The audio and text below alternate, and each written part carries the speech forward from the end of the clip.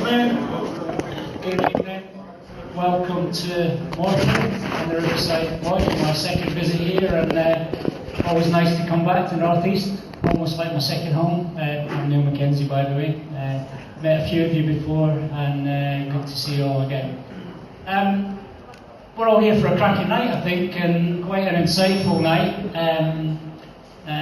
The main man, Freddie Spencer, has been to the North East before. He's been to Edinburgh. He's even been to Knockhill, so quite strange from a man from the deep south of America and where he spends some of his time these days. Anyway, we're all here to just get a little bit of an insight, or more of an insight, into Freddie's life and his career, and it's fascinating.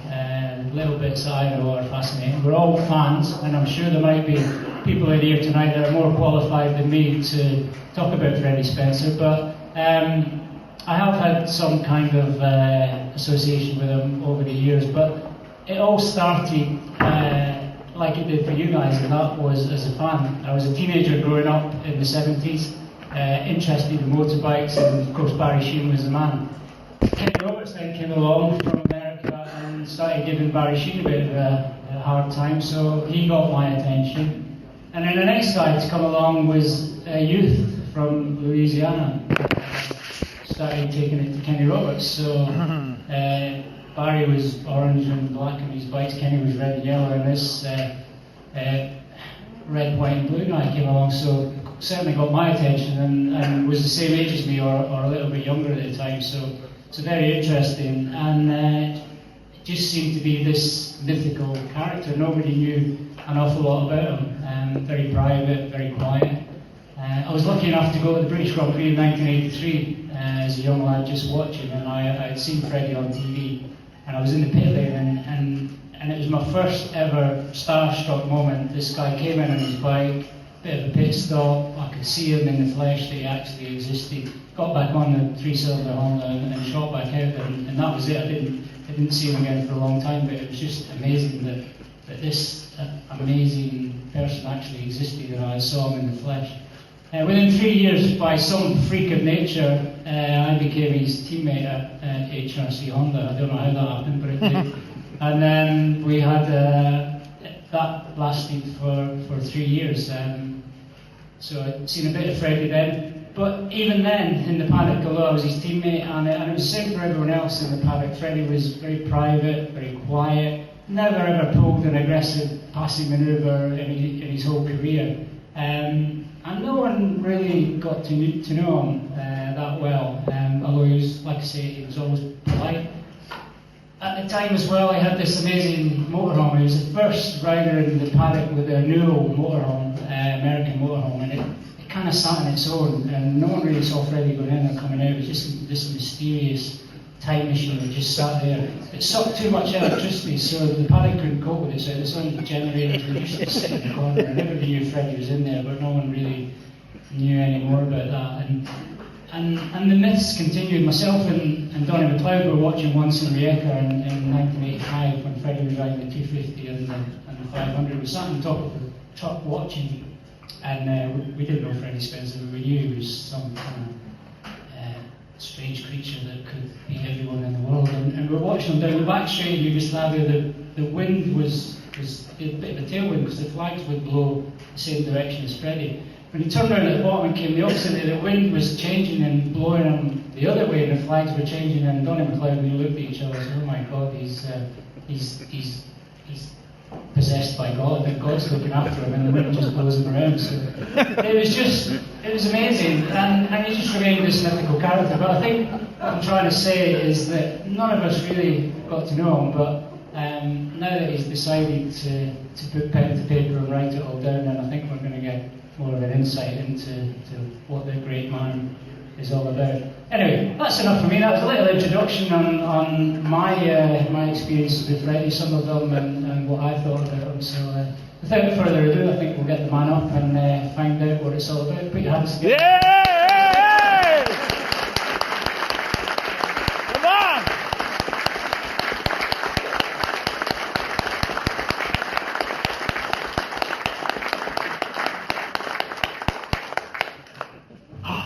Yeah, the motorhome, we did blow the power out of the I don't know. Yeah, you remember that? Of course I do.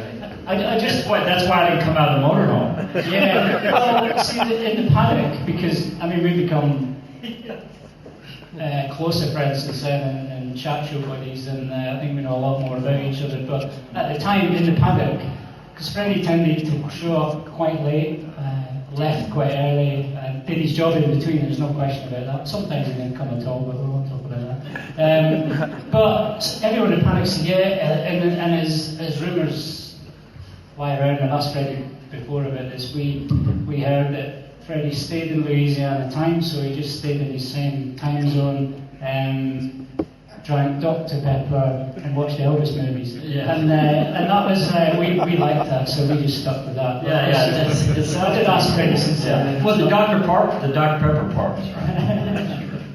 Well, first off, I want to say thank you for everyone for coming tonight, and thank you, Neil, for that introduction, at least part of it. You know, it's interesting. I always like coming up here, and I really enjoy these. And one of the things, first off, talking about the part of the book, and some of that about as a young writer and young adult in Grand Prix racing is being a young kid from Louisiana. It was such a... When I was a senior in high school, and I wrote this book, and I basically almost failed speech class. I could not get up in front of like a small group of 15 people and talk. And that is, you know, as a kid, and you know, some of the things I went through, it has a tremendous amount of effect on how you interact. But especially when my will to race was stronger than my desire to not want to do it, you know? And that's one of the things that I wanted to come through in the story, was that aspect of it, of almost that challenge that it was, and certainly, you know, there was a lot of, you could say misunderstanding, but as much as anything, my own, you know, inability to kind of convey that. You know? Just to rewind a little bit, Damon Hill, 1996 Formula One World Championship, wrote a book last year, and he chose not to get into writing a book. 20 years after he won his World Championship, he said he had kind of figured out his life and where he'd been and what he'd come through and where he was, and that's why he decided it was time to write the book. Was there you 30, more than 30 years since you did your double World Championship? Yes. Was there a reason why you decided it was time to put it all in a book? Yeah, you know, if look at the stages I went through. For instance, I retired finally in 1995, which we kind of talked about before.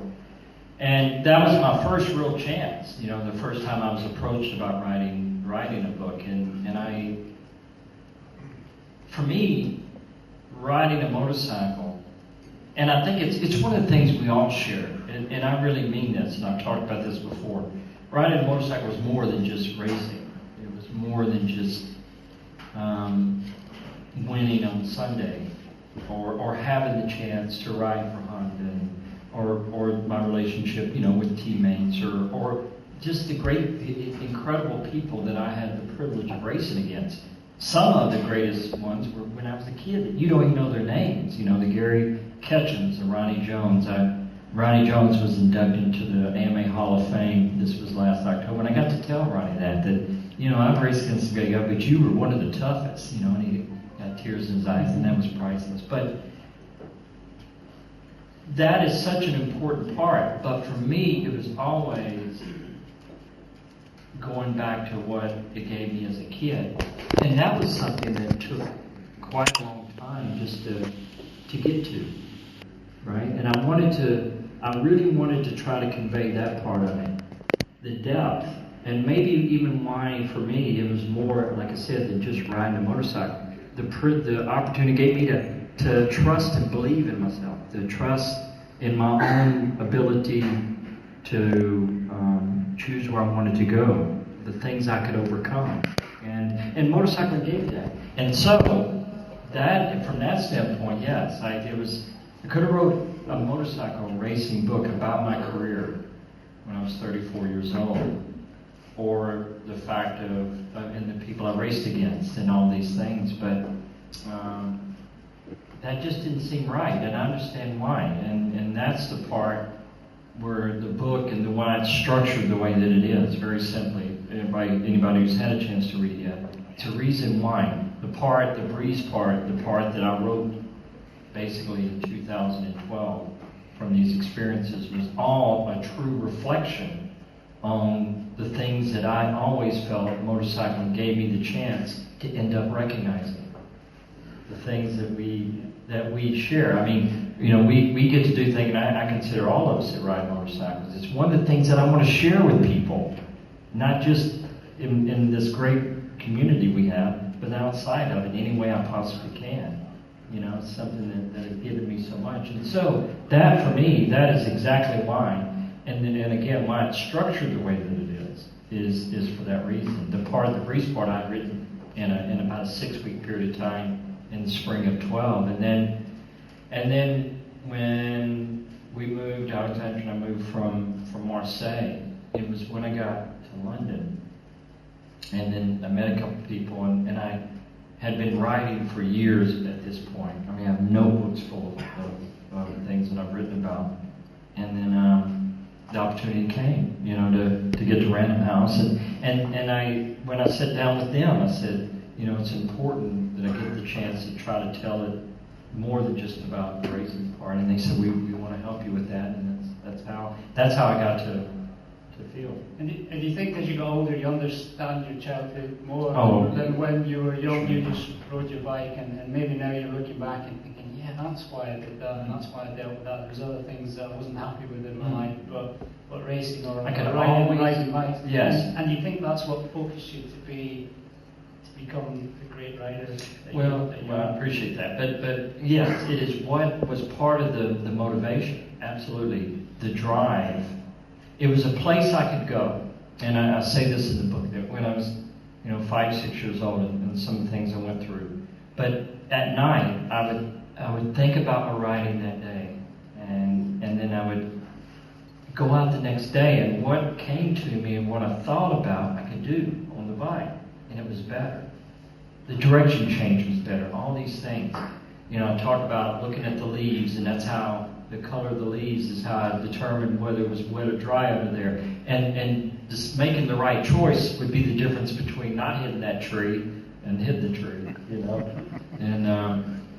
And also the interesting thing is, and I talk about this in my marriage, when I say I never even talked about how I got to Mr. Honda's house.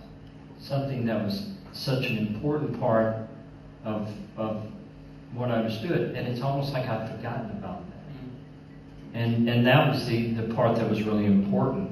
It's why I talk about things in the book that I never imagined I would, because it is exactly what happened, and it's important in the context of what motivated me when I was a kid, what gave me that strong drive and determination, in my view, what my belief and faith was, and what it gave me, and then believing it, and believing that it could actually happen that way, and that was all took. It's years and years and years to get to that. Not only the experiences, but as you say, kind of the understanding about it. And it's one of the things that I want to come out of it, that I hope is when I've shared, the stories in the book with individuals are simple in one respect, but they're powerful for me in that what we shared and what we talked about, and also the younger you start, we are privileged. We got to start doing this at a very young age, and the opportunities it gave us.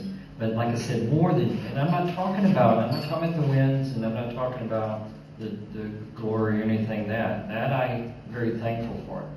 But it's the other things that it gave me, the other chances. I think there's no question anyway. It's lucky enough to still ride it. It's, for me anyway, it I always go back in. I ride in my back garden sometimes. I go back in. That just still makes me feel alive. Yeah, it is. 51 years I've been riding a motorcycle. Is there anyone that might pick up the book and read it and think, have you mentioned anything about anyone that doesn't want to be mentioned in there? No, I don't think so. You No, I hope not. Yeah, I you know, it wasn't about that, and it's also I wanted it to be a reflection of two things. One is the way that I think about my writing and some of the issues and things and the struggles with that and how traumatic some of the things that happened was. Also, my own inability to, because I believe, as I talk about very early in my life, that some of the things, Levy C., who saved me when I fell in leaf fire, and he was just a black man that worked in the yard, and I used to sit and we would talk, and he told me something I never forgot. Everything happens for a reason, and that was such a powerful thing. And it taught me I don't look at people in status or in age or anything. I look at the reasons why that we're there and they're talking about it and what we share. And so, in that respect, even my relationship with Kenny, I talk about things and moments that we had that nobody knew about. And the fact that when I was 11 and what I saw him do with the motorcycle, or the way he rode the bike, and it was something that I perfected in my own way as I got older. And so in that respect, it's talking about the people. And I got asked this question the other day. It was the very first interview I did about the book, and they asked me a very important, or very pointed question. They said, "What are you most proud of?" And it was without hesitation. It's the fact of telling the story of the people that have helped me and that I've been involved with. And in many ways, I tell that this one particular period of time, this beginning on August 2nd, that is very early in the story when I go into the future. And the reason why it's there is because I've been to this place before, but it was this time I understood mine. And so it was with others that I shared that. So that's what is in the book. And the reason why is like I said, because those were the moments that mattered the most. Yeah. For me, if I knew then what I know now, then my career would have been a lot better. But that is the trick as a young rider, figuring it out. If you're Valentino Rossi or Mark Marquez, figuring it out when you're young, making it happen. For the most part, you didn't have any mentor. Lots of riders came along with Kenny Roberts, Randy Mamola, John Kaczynski, Wayne Rainey.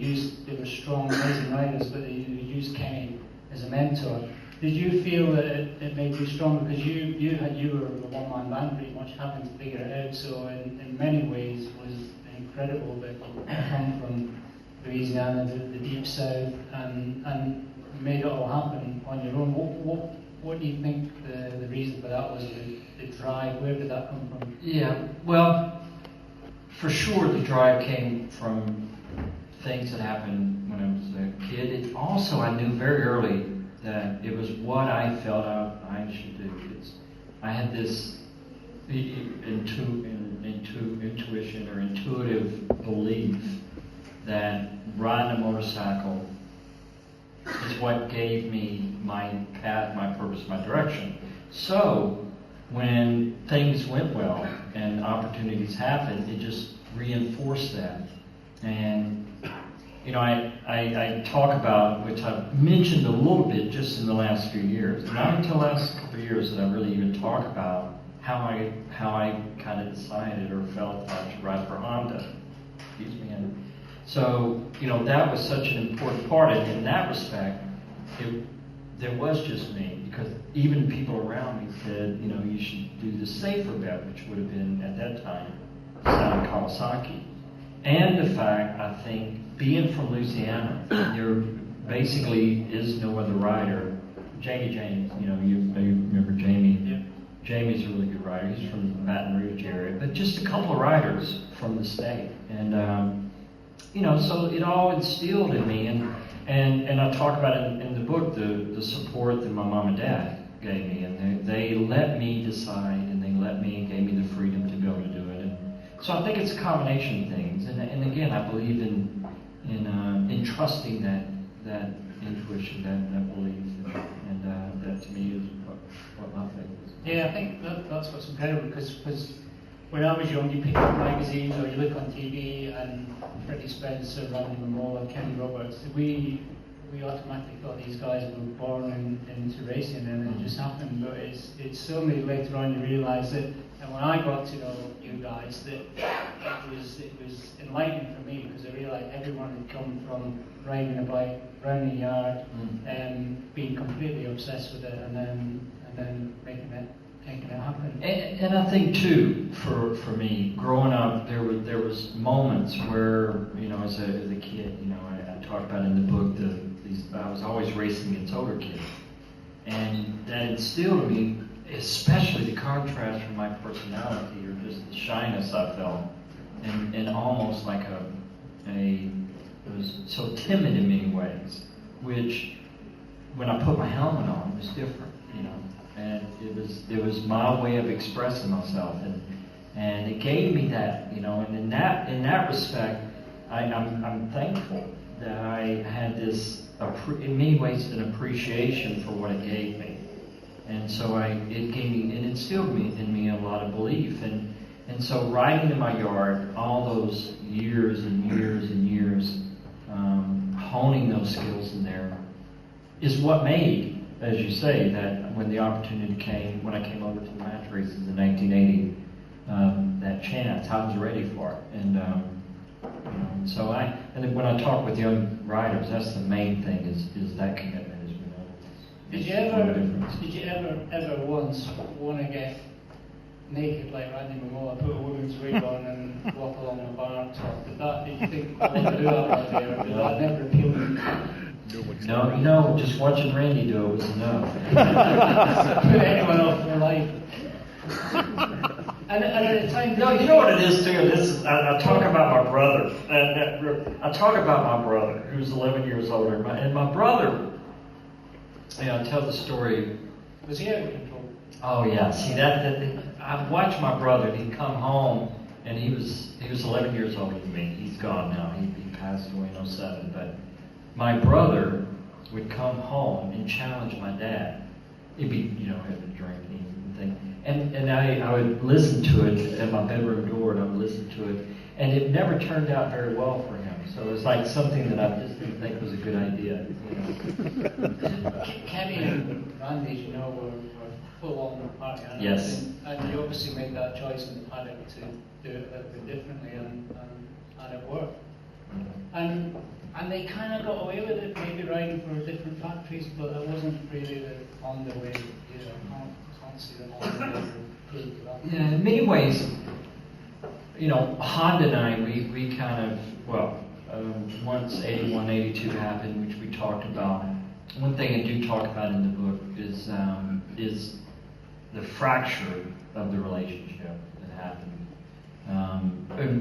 from a personal side, and how it affected me. With Honda, yes. Because you relaunched Honda's career, or you were there from, the NR, the RS and NS 500s, the beautiful 500 ever was the upside down in 84, and then that's why I put on the cover. So you were part of that, and if anyone's ever lucky enough to go to the Honda collection in Motegi, there's a hall pretty much dedicated, and it blows you away, to Freddie Spencer, because you can see how such an important 10 years you were, or such an important part you played in their 10 years of coming back to Well, I appreciate that. It was a privilege for me. And when I look back on it, and then again, it's not like the past is better. I don't view it like that. But what an incredible chance it was to come along when the bikes were going through such this evolution of performance, and what we begin to truly understand about how a bike works. So when I talk about for the first time, is that part of at the end of '85 when it was difficult, and I talk about the moments of my own thinking about it and how I got to feeling like this may be ending. And then for me, because my relationship with Honda began in my own thoughts when I was 6, seeing that photo on the wall, and then the decision to go out with him when nobody else, they didn't have anything, but I knew I should ride for him. So when that happened, that is what really was difficult for me. And again, part of that, and I say, my not really communicating that. It was years later that Kanazawa and I are sitting at a thanks day, 20 years later. And he leans over to me and he said in the book, that we were sorry. And we didn't realize, and this is what he meant by it. And this is the beautiful thing about relationships, I think, is all he said was that we didn't realize he was, so shy. And that was a way of expressing that we just didn't know how to communicate. Yeah. And that aspect of it was such an important thing. And he didn't need to say more. I understood exactly what he meant. But anyway, it's that my relationship with Honda was in many ways was the perfect part. But as anything, it's not all perfect. Nothing is, and so that was one aspect of it that was that eventually affected it, and we got through it. Yeah, but Japanese as well. The Japanese are shy and polite, and so both parties being the same probably didn't help. One thing, and I want you to take this as a compliment. Talked to Wayne Gardner a few times about this privately and in chat shows, and you obviously won World Championship in '83 and then another couple in '85. When Wayne came along, his dream was to ride a Honda, ride a factory Honda, ride 4-cylinder factory Honda, and first bike he rode, and he thought, oh my God, I'm on a factory bike now. And you were doing amazing things on it, and he says, this is not what I expected, and he says, it's not the be-all, and he'll have told you that, and it's the biggest compliment, I think.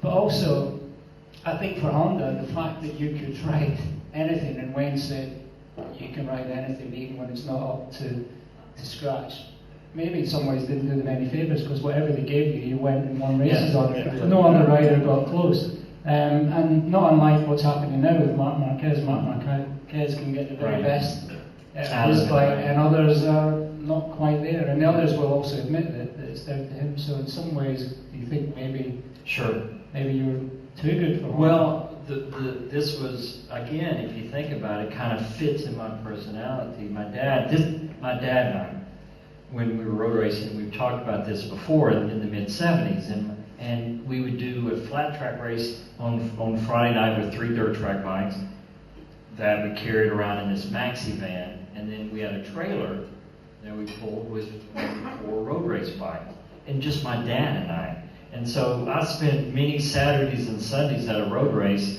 where he would find someone, could you go and help Freddie and help him get started? I'd come back and he'd go, how did you finish? I go, well, I won. He would be working on the next bike. And how's the bike? It's fine. Brakes at that, brakes coming back to the bar. I'd just figure out a way to work around it, and so I grew up, and also it shows the dirt tracking experience. You got 10 laps that last about 9 minutes, and if you get off the line and get on that groove, you slip off the groove, you go about 5 rows, 5 places back, and so you just had to adapt, or for instance, you win the heat race running up against the fence with a cushion by the main event. It's a blue groove on the bottom, and you would have to adapt as soon as the race started. And so a lot of that comes from that years of that type training. Now, when I did get the Honda, and I talk about it in the book about the first time I got on the NS 500, the 3-cylinder, at a test we were doing in Laguna Seca, and it felt like a motocross bike. It vibrated so bad, my hands were going to sleep. And I come in, and I was embarrassed to say how bad the bike was. I looked at Herb, and so 2 months later, we almost win the Grand Prix. And the bike was certainly better, but I also figure out ways to kind of work around it. And I agree with you. Some of that probably, and I did develop bikes as we went along. And Irv helped with that tremendously. I could always feel exactly what the bike was doing. Yeah. And I could help with that. But my tendency was, let's just work around it. Yeah, it must have made you even better rider than It did. It did. It certainly, as you know, especially riding a 500, and it's like this even today, but especially riding a 500, 5-6 laps, that grip goes away, and it was down to being able to work around changing lines and those things, and it's what made the difference. See, I rode a Honda C90 in a field, and it was... Yeah, me too.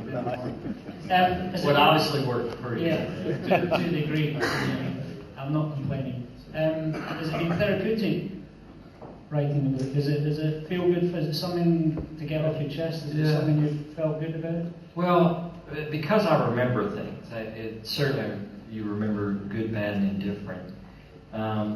Yes, but it's funny. That's one reason why I talk about the story on the way I kind of tell the story or writing when I begin writing, because I never imagined I would write a book. I certainly never thought about that it would end up being this book. I knew what I had experienced, and again, that's why I waited. I felt that the story was, for me, that I was supposed to share. It was more than just my racing. And again, it's not diminishing that at all. In fact, I appreciate it even greater today because of the other things. And I've always been thankful. So when it came time to that, it was, and I began writing. It was in August of 2010. It's kind of funny because I thought, and sometimes it takes 15 minutes to write an email. I'm thinking, writing a book. But once I began kind of writing, I understand why writers write now, and I really enjoy doing it. And I would get up every morning, like clockwork, and about 4 or 5 o'clock, and then start writing. And I began writing about things that I never really imagined. And so, and the experiences, and then that led to other things. As far as the real difficult things in the book, or the very personal things, that was, as I said earlier, an important part of it, because it's one of the things is to show that no matter what you go through and things you go through, that you never know what might happen. It happens every day in life, especially as young kids. I talk about one of the examples I give is a teacher who told me, you'll never amount to basically anything, especially riding a motorcycle. And then one day, she, after I got my letter from, a day in Shreveport, she walked up and she said, "I'm sorry for telling you that." And like I told her, and I said this recently, is that I was always, there was nothing she could have said that would affect me, but how about all the other kids that it would affect, And also to never lose hope and continue striving. And so in that respect, it is very rewarding to share that and to share all of it. Brilliant. You've been perfect audience. So appreciate you being polite, like the man here is super quiet. Really good. Really appreciate that. So we're going to take a short break. Before that, just to let you know, food is served till 9 o'clock. In the break, you can buy books. Freddie will be signing, and then we'll get going again. And then we'll start the second half with a raffle. There'll be questions and answers, and then more signing and books at the end if everyone hasn't got what you want. But take a quick break now, and then we'll let you know when we get going. The books are in the corner.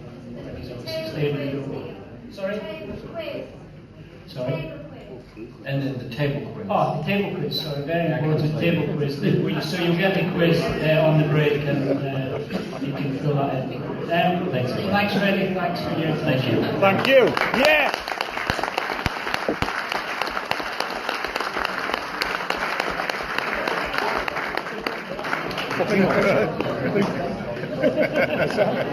Freddie Spencer. That's Niall Mackenzie. Freddie Spencer, A picture from the Sportsman magazine from Niall Mackenzie. Driving up Yamaha. Aye. Had a new engine out. They had a picture of him. He was holding the tank. That was a CC then, so the film was next to it. He had the hand on the engine, he had to stand up the engine. Seems to have applied on the CC for the business. He had the engine in his hand. You notice the book got really bad legs. The old Grand Prix races have got really bad skinny legs. So it's built the legs and they've got big muscles. Doing's a classic for that, isn't he? Oh, I don't know that. Most of them all over the country. One else has got 2 fingers missing. 4 hands. So, one, what happened to your fingers here? What happened to your fingers here? So, I just racing that, fall off like, push me to take a finger. One of them things like that. Is it really like one of them things on it, Just shit happens like, Soon put the little fingers missing, shit happens. Yeah, it does.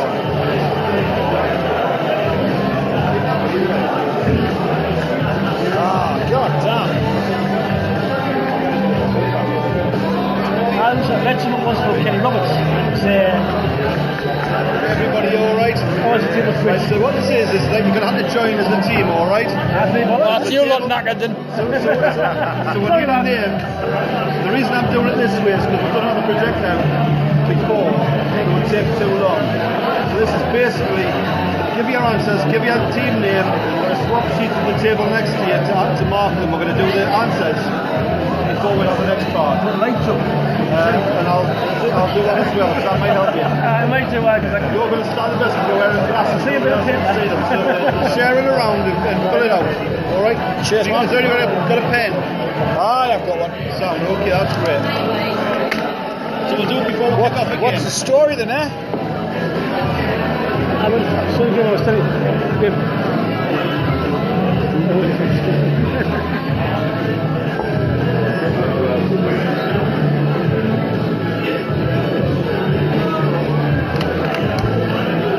Oh, hell's bells, man. Can't see the damn thing. You put your legs on, that's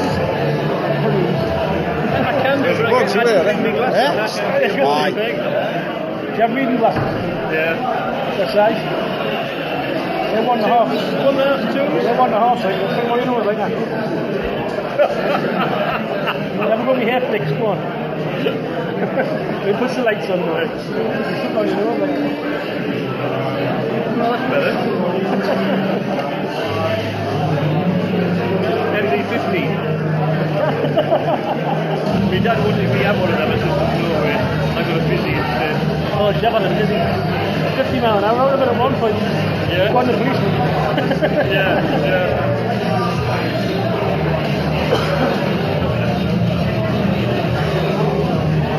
I don't think Just a quote from me, Glenn.